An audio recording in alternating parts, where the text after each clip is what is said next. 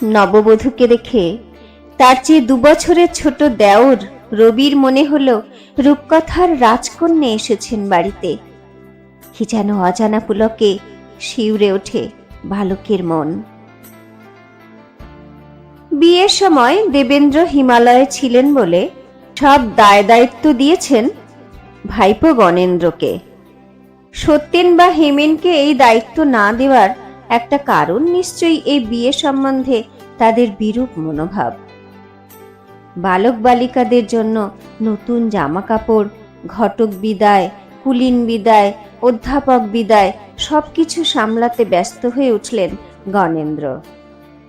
বিলিতি দোকানে জুতো কেনা হলো। বিয়েতে গরিবদের জন্য ঢালাও ভোজের ব্যবস্থা নির্দেশ করলেন মহর্ষি। এবার অবশ্য ব্রাহ্ম বিয়েতে কয়েকজন বিশিষ্ট ব্রাহ্মণের উপস্থিতি দেখা গেল। তত্ত্ববোধিনী পত্রিকায় সে খবরটি বিশেষভাবে উল্লেখ করার নির্দেশ দিলেন দেবেন্দ্রনাথ। আনন্দর পাশাপাশি একটি বেদনার সূত্রপাত হচ্ছিল ঠাকুর বাড়িতে। বীরেনের মাথার দোষ বাড়াবাড়ি পর্যায়ে পৌঁছল। তাকে পারিবারিক আয় ব্যয়ের হিসেব রাখার ভার দিয়েছিলেন বাবা মশাই, কিন্তু সে কাজে গাফিলতি হতে থাকলো।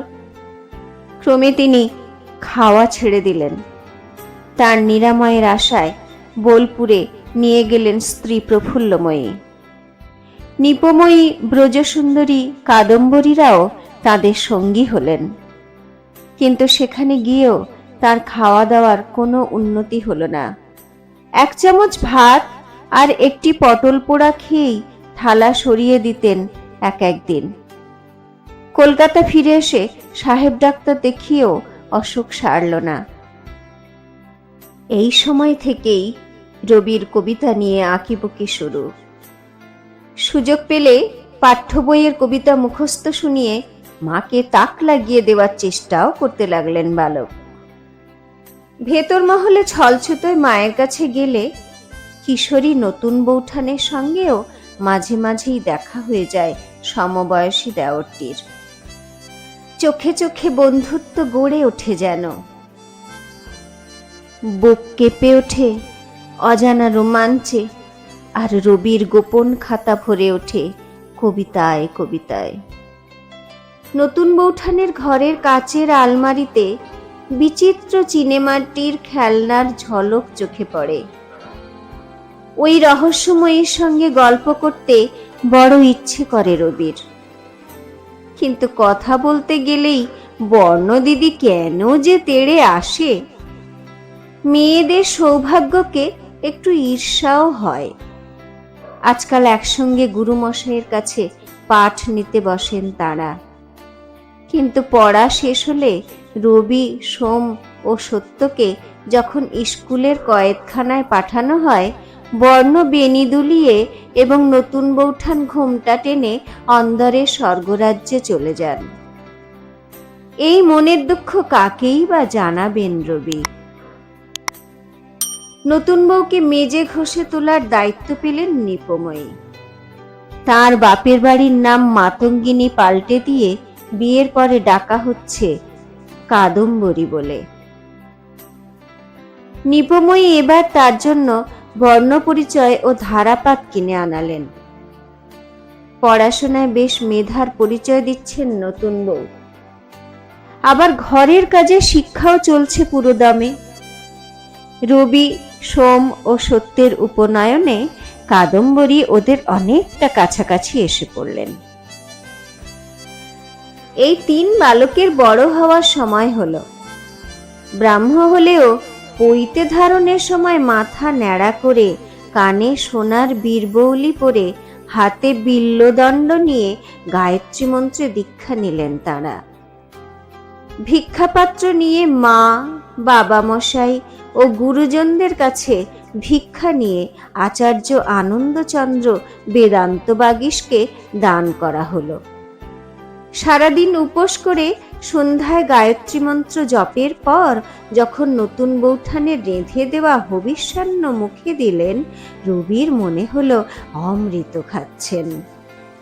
প্রথমবার বাড়ির অন্তঃপুরিকার হাতের রান্না খেয়ে স্বাদে গন্ধে মুগ্ধ বালকদের মন কাদম্বরীর প্রতি কৃতজ্ঞতায় ভরে উঠল। সমবয়সী কাদম্বরীকে যেন বালকদের চেয়ে অনেক পরিণত মনে হয়। অন্তঃপুরের শিক্ষায় এবং সপ্রতিভতায় তিনি শুধু বালকদেরই নয়, ঠাকুরবাড়ির অন্তঃপুরিকাদেরও মন জয় করে নিয়েছেন। নবীন ব্রহ্মচারীদের 3 দিনের হবিষ্যি রান্নার ভার কাঁধে তুলে নিলেন তিনি। রূপা এখন সারদার খুব ন্যাওটা হয়েছে। রোজ দুপুরে এসে হাত পা টিপে দেয়, পাকা চুল তুলে দেয়, আর পুটুর পুটুর করে আবোল তাবোল বকে যায়। ওর নরম আঙুলের ছোঁয়ায় বেশ ঘুম জড়িয়ে আসে সারদার চোখে। একদিন বললেন, রূপা, তুই কি এমন মুখ্য হয়ে থাকবি? দাঁড়া, তোকে লেখাপড়া শিখতে পাঠাবো বৈঠকখানায়। বর্ণ দিদি, রবি দাদা, নতুন বৌঠানের সঙ্গে বসে বসে পড়া শিখবি মাস্টার মশাইয়ের কাছে। রূপা আনন্দে নেচে ওঠে কর্তামায়ের কথা শুনে। তার পায়ে হাত দিয়ে বলে, তোমাকে কর্তামা ডাকতে আমার ভালো লাগে না। বর্ণ দিদির মতো মা বলে ডাকলে তুমি কি রাগ করবে? এই অনাথা বালিকার সঙ্গে কি এক অদ্ভুত মায়ায় জড়িয়ে পড়েছেন সারদা, ভাবলে নিজেরই আশ্চর্য লাগে। রূপা তার যত কাছে এসে গেছে, নিজের গর্ভের সন্তানদের কোনোদিন তত কাছে ঘেঁষতে দেননি।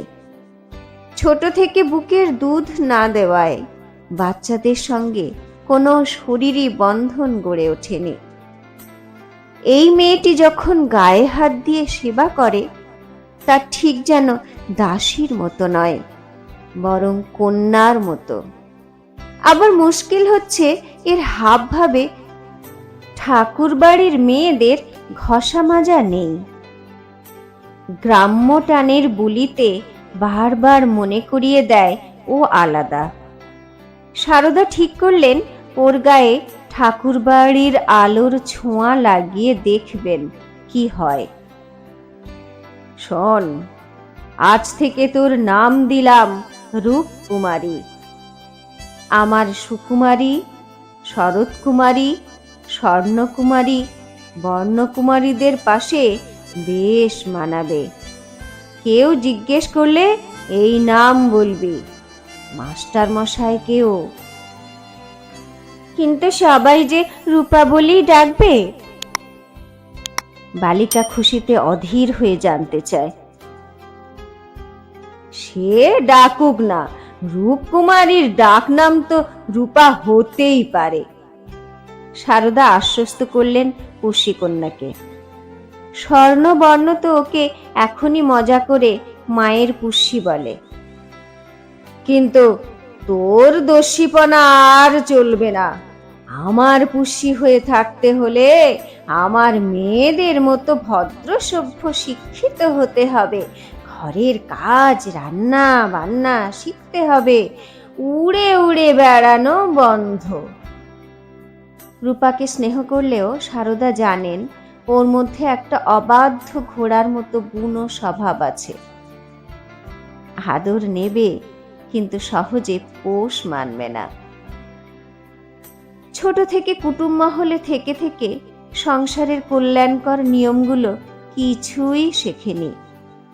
রূপার ঝুঁটি ধরে নেড়ে আবার বলেন সারদা, বুঝেছিস, তোকে ভালো মেয়ে হতে হবে।